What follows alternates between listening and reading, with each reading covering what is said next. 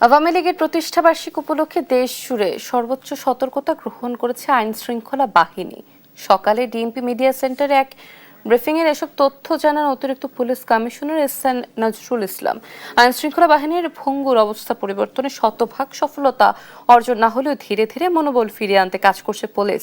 ব্রিফিংয়ে পুলিশের লুট হওয়া 2টি অস্ত্র, 77 রাউন্ড গুলি ও মাদক সহ সচল ওরফে অটো সজল ও তার 3 সহযোগীকে গ্রেপ্তারের তথ্য দেয় পুলিশ। জানায় প্রথমে শিশু সন্ত্রাসী সজলকে গ্রেপ্তার করা হয়। তার দেওয়া তথ্য অনুযায়ী স্বামীবাগের বাসায় অভিযান চালিয়ে অপর 3 সহযোগীকে 3 জনকে গ্রেপ্তার করে পুলিশ। পুলিশ জানায় সজলের বিরুদ্ধে বিভিন্ন থানায় বেশ কিছু মামলা রয়েছে।